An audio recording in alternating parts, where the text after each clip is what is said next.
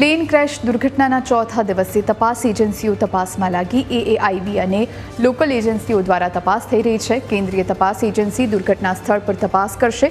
સરકારે તપાસ માટે હાઈ લેવલ કમિટીની રચના કરી। આવતીકાલે તપાસ કમિટીની બેઠક મળશે। એજન્સીઓ ઘટના સ્થળેથી પુરાવાઓ એકત્ર કરવામાં લાગી છે। પોલીસ કમિશનર જીએસ મલિક ઘટના સ્થળ પર પહોંચ્યા। યુએસનું ડેલિગેશન પણ દુર્ઘટના સ્થળ પર તપાસ કરશે। બોઇંગ બનાવતી કંપનીની ટેકનિકલ તપાસ कराशे। तो तमाम एजेंसीओ घटना स्थळेथी पुरावा एकत्रित करवामां लागी छे। प्लेन क्रेश दुर्घटनाना चौथा दिवसे तपास एजेंसीओ तपासमां लागी। एएआईबी અને લોકલ એજન્સીઓ દ્વારા તપાસ થઈ રહી છે। આજ વિશે વધુ જાણકારી માટે સંવાદદાતા દીપેન પઢિયાર આપણી સાથે લાઈવ જોડાયા છે। દીપેન, આજે આ પ્લેન ક્રેશ દુર્ઘટનાનો ચોથો દિવસ, હવે એક બાદ એક મૃતદેહો પહેલા તો પરિવાર સુધી પહોંચાડવાની કામગીરી થઈ રહી છે અને બીજી તરફ હવે તપાસ એજન્સીઓ છે એ ઘટના સ્થળ પર જઈ રહી છે, પુરાવા એકત્રિત કરી રહી છે। કઈ રીતની તપાસ, કઈ કઈ એજન્સીઓ કામે લાગી છે દીપેન?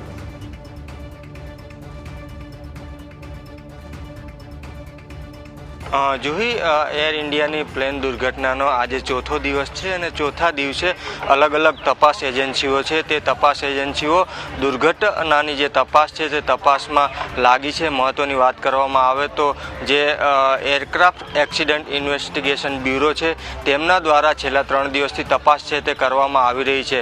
કેમેરામેનને કહીશ કે જે દુર્ઘટના સ્થળ છે ત્યાં જે પ્લેનનો હજી કાટમાળ પડેલો છે, જે પ્લેનનો જે મુખ્ય ભાગ કહેવાય, જે કોકપિટ કહેવાય, આગળનો ભાગ છે તે ભાગ હજી સુધી જે દુર્ઘટના સ્થળ છે ત્યાંથી હટાવવામાં આવ્યો નથી, કારણ કે તપાસ એજન્સીઓ દ્વારા જે ટેકનિકલ બાબતો, પ્લેનમાં શું ટેકનિકલ ખામી સર્જાઈ હતી, પ્લેનના જે ટેકનિકલ પાર્ટ્સ છે તે પાર્ટ્સ અને પુરાવાઓ છે તે એકત્ર કરી રહ્યા છે અને જે પ્લેનનો જે કોકપિટનો ભાગ પડ્યો છે તે ભાગને હજી ત્યાંથી હટાવાયો નથી। તે જે ભાગ મલબો પડેલો છે તેને ઢાંકી દેવામાં આવ્યો છે, કારણ કે અલગ અલગ તપાસ એજન્સીઓ છે તે છેલ્લા 4 દિવસથી ઘટના સ્થળની તપાસ કરી રહી છે। ત્યારે આ દુર્ઘટનાને લઈને કેન્દ્ર સરકાર દ્વારા પણ તપાસ કમિટી છે તે રચવામાં આવી છે। તે પણ આજે આ ઘટના સ્થળે પહોંચી અને તપાસ છે તે કરશે। આ ઉપરાંત એક યુએસનું જે હાઈ લેવલ ડેલિગેશન છે તે થોડી વારની અંદર દુર્ઘટના સ્થળે પહોંચશે અને જે પ્લેન ક્રેશ દુર્ઘટના થઈ છે તે બાબતે તપાસ કરશે, ઘટના સ્થળની મુલાકાત કરશે।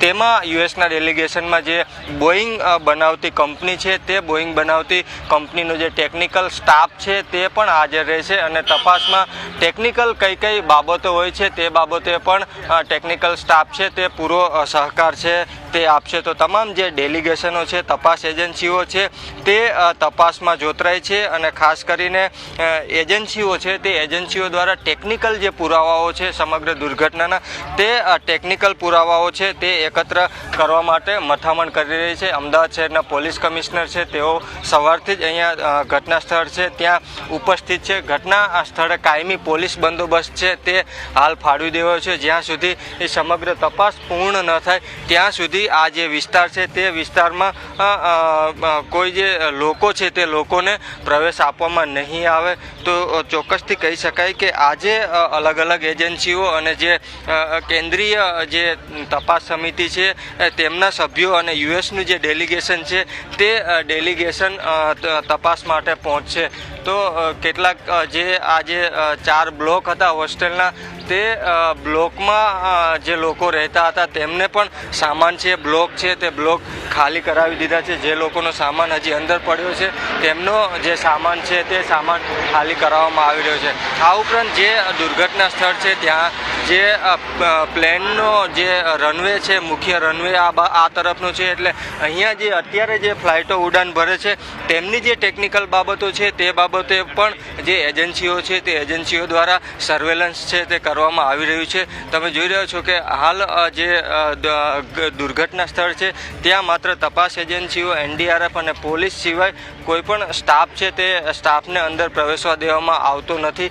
થોડી જ વારની અંદર યુએસનું જે મુખ્ય ડેલિગેશન છે તે ડેલિગેશન અહીંયા આવવાનું છે અને સમગ્ર દુર્ઘટના સ્થળ છે તે દુર્ઘટના સ્થળની મુલાકાત લેવાનું છે। તો તપાસ એજન્સીઓ છે તે તપાસ એજન્સીઓ હાલ તો જે ઘટના સ્થળ છે ત્યાંથી તમામ જે પુરાવાઓ છે તે પુરાવાઓ એકત્રિત કરી રહ્યા છે અને આ ઉપરાંત પ્લેનના જે કેટલાક ટેકનિકલ પાર્ટ્સ હોય છે તે પાર્ટ્સ પણ મેળવવાના પ્રયાસો છે તે કરી કરી રહ્યા છે, કારણ કે કોઈ પણ પ્રકારની ટેકનિકલ ક્ષતિ હોય છે તો ટેકનિકલ કઈ બાબતો છે તે ધ્યાનમાં લેવામાં આવતી હોય છે. તે બાબતે પણ તમામ જે ટીમો છે તે ટીમો દ્વારા સર્વેલન્સ છે તે કરવામાં આવી રહ્યું છે. અને કેન્દ્રીય જે તપાસ સમિતિ હાઈ લેવલની બનાવવામાં આવી છે તેમની બેઠક પણ કદાચ આવતીકાલે મળી શકે છે. તો આ તમામ બાબતો છે તે બાબતો તપાસ કમિટી હોય, તપાસ એજન્સીઓ હોય કે ફોરેન ડેલિગેશન હોય, આ તમામ ડેલિગેશનો અને એજન્સીઓ છે તે તપાસમાં લાગી છે. અને ઘટના સ્થળની વાત કરવામાં આવે તો ઘટના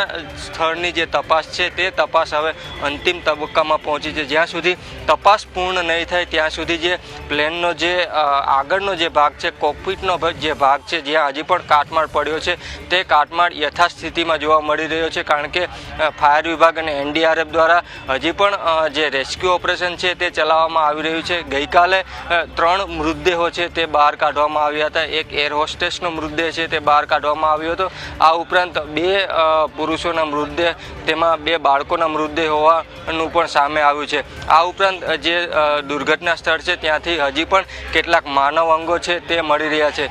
તો આ જે તમામ માનવ અંગો છે તે પણ એકત્ર કરવામાં આવી રહ્યા છે, કારણ કે જે રીતે દુર્ઘટના બની હતી, ખૂબ જ ભયાનક દુર્ઘટના બની હતી અને લગભગ 270થી વધુ ડેડ બોડીઓ છે તે સિવિલ હોસ્પિટલમાં અત્યાર સુધીમાં મોકલવામાં આવી છે. હજી સુધી ચોક્કસ આંકડો છે તે તંત્ર દ્વારા બહાર પાડવામાં આવ્યો નથી, પરંતુ હજુ પણ કેટલાક સ્થાનિક લોકો છે તે લોકો મિસિંગ છે અને પોલીસને પણ સ્થાનિક લોકોએ તેમના પરિજનો મિસિંગ હોવાની જાણ છે તે જાણ કરી છે. તો આ તમામ બાબતોને લઈને તપાસ છે તે અત્યારે ચાલી રહી છે. અને આજે જે યુએસનું ડેલિગેશન છે તે ડેલિગેશન ઘટના સ્થળની મુલાકાત લઈ અને તપાસ છે તે તપાસ કરશે. જી દીપેન, આભાર આપનો, આપ જોડાઈને તમામ જાણકારી આપી તે માટે.